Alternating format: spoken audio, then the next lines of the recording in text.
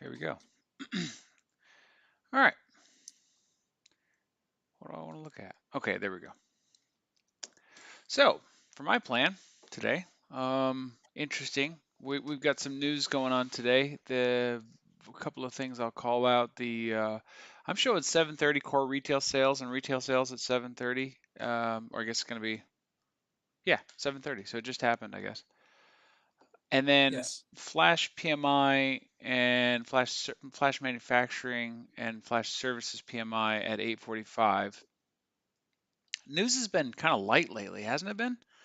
Does it seem like it goes in stages where there doesn't seem to be any? And I know it's supposed to be monthly, but I don't Yeah, know. it's monthly, pretty much. Interesting. But today the big news is going to be FOMC at 2 o'clock. I don't think any of these other things are going to matter too much. FOMC economic projections. Okay, yeah, I'm just seeing that. Yeah, all right. Well, well, shit. Now I'm seeing already my plan is changing. So, let's talk about it. Here's the thing I was thinking about is that we had broken out of this area from the previous day higher, and we were testing back into it, and I was actually expecting this leg down to hold. It now kind of looks like it might not. But the main idea, the type of the day type that I was thinking is that we would leave balance higher and attempt, an attempt an all-time new high, or leaving balance lower, we would fake out that we were going to attempt that and then not, or ultimately balance for a while and then break. Now that I see the FOMC, that seems more probable. I just want to point out one thing that I thought was, no, not on that chart. Where did I see you? Okay, that's right here.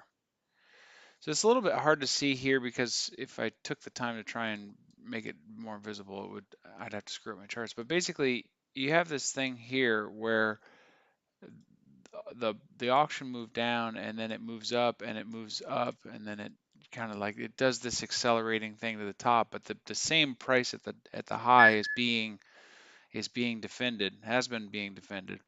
So it's kind of makes for an interesting it makes for an interesting situation for what's going on. And my observation as I was looking at it this morning was is that the buyers are getting more aggressive on the lower prices. At one point we were building sort of a bugle formation, and then we kind of broke out of that higher, and then the gap fill really kind of wrecked that whole view. So now I think buyers are really trying to get that all-time new high, perhaps, at least where they're buying from. And like yesterday's action, how about there was basically no pullback, uh, which Nick, I know your view of ES suggested that it was time for an impulse, but there's nothing in this. There's nothing in this that tells me we should be impulsing higher out of this area in the YM. It just doesn't make sense, especially after a giant gap fill like that. So that all being what it is, my expectation generally is that we will try to get higher. And if I see the delta in participation that I want to, namely that there's no selling imbalance, there's increasing demand, we're breaking through 200 where I've got a level in on this chart and on my footprint chart, then I want to see an impulse out of development value with delta, and then I would expect us to take out the overnight high and then continue, and then who knows? I'm not sure what will happen then. With the news being at 8:45, that ordinarily would affect the market just a little bit, the positioning just a little bit, then I would expect this to happen rather quickly. If we don't see it happen before the news, or the news doesn't stimulate it to happen, then my suspicion is that we will probably balance for quite some time, and the balance break scenario would be underway.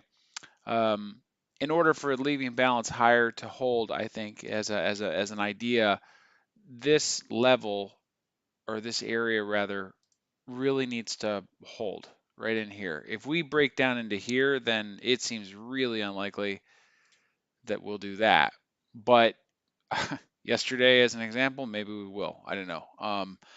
That's not part of my plan though. If what I guess what I'm saying is that based on the day type that I'm expecting and the activity I would be expecting in the location I'm expecting it, if that happens, then something else is underway, and we'll flip over to the leaving balance lower, which means a balance break of 150 and VWAP, full session VWAP doesn't hold, developing low is tested, there is no impulse reversal. What that would look like is that we push down and we just do a normal pullback, impulse pullback, and then we continue. That Mm. would be this plan right here. So those are kind of what I'm expecting for today. I'm going to be awful careful today because I'm sensing that it's just not as clear to me as it was yesterday on what was possible to happen, and I want to be ultra clear that what makes for a trade is having a battle plan that understands the context and participation where we're at. So the things that I Right. care about is what action happened, where did it happen, and who's participating, and I have to have preconceived it before I can look at signals, because otherwise I'm picking a signal chain out of the noise and saying, okay, now this is the point at which it's going to turn. And history has shown me that I am not that good. I'm not good enough to do It's that. not that you're not that good. Don't, I wouldn't say that. I mean, I think it's more like that's not your setup, really. Yeah. You're taking the last piece of your setup and going, oh, I better get in, Yes. and not the whole thing. Yeah. So I think that's really smart, and I'm striving for the same thing. Yep. Yep. And I was just Yeah. reminding myself this morning because I was just feeling this offness of just going, something just doesn't feel quite right. I'm not sure what it is. It's moving ahead of me, It's not waiting for the market is not waiting for the open to make its moves. Okay, well, traditionally, and I'm going to call this out again to myself, traditionally that creates a euphoric FOMO based response from me that says, "Oh, I'm going to miss it." Well, nope, that's actually never been the case. I've never actually missed out on anything because of that. So, Yeah. Yep. all right. How about you, Nick? All right. Well, you can see my screen, right? Hmm. So the the point you made where I was expecting a breakout is still here. Basically, what we've done is we've had this gigantic move up in the big picture. This is months of data, right? So this is up here, and then we balanced up here, okay? And typically we balance for a period of time before we do something, right? And I'm saying that this market is ripe now to move. Why? Because this point of control has developed as of yesterday, and it's taken all the volume from here and here, and it's shifted it up to there. Okay, so there's a lot of positions in this market, and this gives me the bigger picture underlying thing that I think there's going to be an impulse away from here. That's going to be a multi-day, multi-period impulse. It's not going to be a one-day wonder. It's going to be it's going to be a big move out of this area. And this range is 82 points. So on the upside, if we just go from here, it's like almost 3,800. And from here, this is the low here is at 3620. So minus 80 point, that put us down to 3540s. So, I mean, it's going to be like retest down here or brand new highs noticeably. And that's what I think is going to come out of this. So when I look at that as a possibility, I kind of look at catalysts, and the FOMC meeting is one of those things. And non-farm payroll has traditionally been one of those things. There are catalysts in the market today that could start this off. So I'm just aware of that. So let me flip over to the 15-minute chart, and which is really the 30-minute chart, although it's said the other way. So in the overnight session, we have maintained this balance from last night, from yesterday, and we pushed up, and then we broke out, and now we've pulled back. And my initial reaction to this and my initial battle plan is for a pullback to 89 to 91, which we just got. We pulled back to 91. And I'm using as my stop area the previous day's high, okay, thinking bulls are in firm control now. And this is going to be a situation where the location of a trade here is going to look good for a bigger picture. Now, it could be wrong, of course, but I do believe that if the bulls are in control, we maintain these higher prices and we push up. There could also be another test lower first and then a bounce. But my initial reaction is I think we're going to push into new highs. I would expect today, before the FOMC, for it to balance potentially like this, push up into here, do things like this. But then on the FOMC, we launch. If we don't already have a new high, we're going to launch into new highs at the FOMC. So what would stop that from being the case for me is if we break this level here down around 82 and we start to take back all of this overnight progress and we take back this gigantic volume bubble that we had yesterday. We start to break below these levels and we're going to be looking for another failure back down to the low end of the range, either the 50s or as maybe even low as 36s or 20, even 20 is possible because it's again coiled, right? We're again, in the big picture, we're coiled up near the highs. And at some point, we're going to get a breakout or another collapse. And here's the thing that I've been thinking about as far as taking a trade in this market. The longs have been difficult to hang on to because of these flushes intraday. So like you would think, where typically in a bull market, you can get aboard a trade on a pullback and then it just slowly creeps higher for the rest of the day. But we've been experiencing over the last 2 weeks in this balance that poor location for a long turns out to be a stop out. In other words, aggressive location or buying when it's already showing the markets are moving higher usually gets a stop out before it goes. Yes. So solid location, meaning you have to buy dips. You have to buy when people are selling, you have to buy at support. Sometimes you have to do that with just your location as your entry point because it doesn't, the best purchases over the last 10 days have been at points where it looks like everything's terrible, like it's going to fall apart. So I'm aware of that.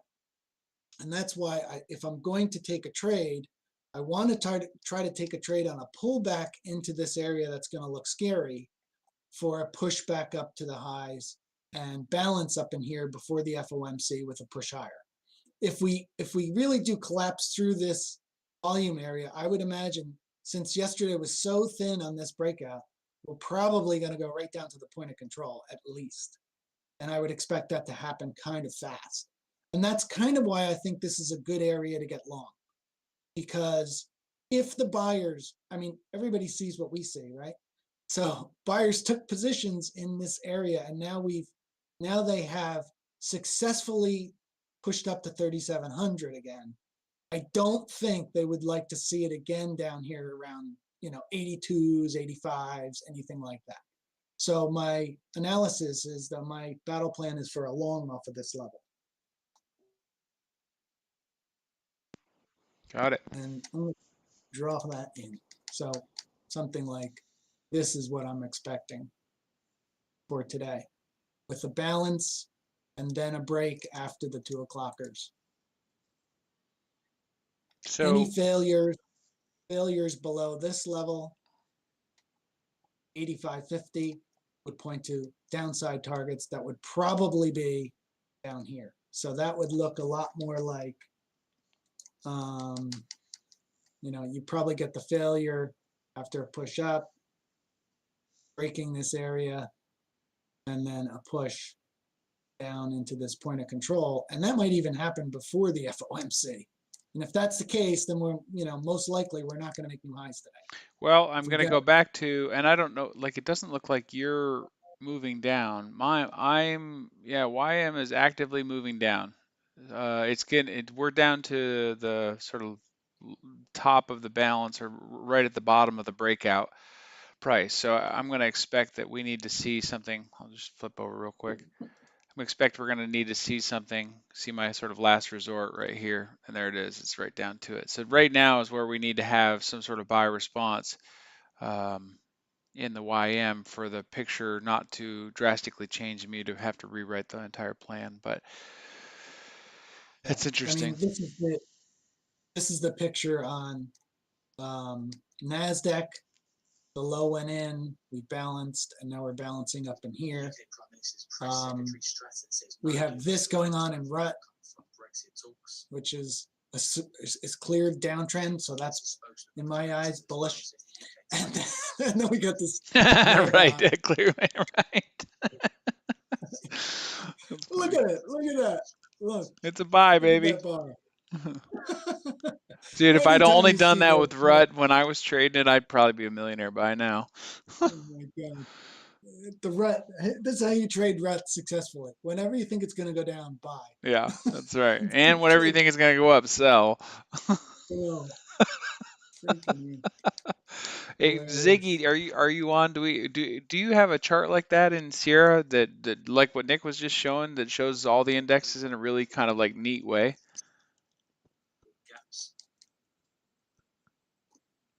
Was that did you just say yes?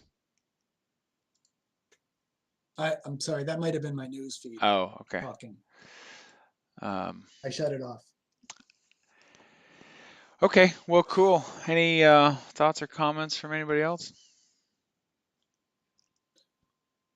All right, bro. Well, hang in there. Today's another day. Yep, yep, yep, yep. I I'm just know ready to that go. Ticino Trader has a chart that can give you something like the one that Nick just pulled up.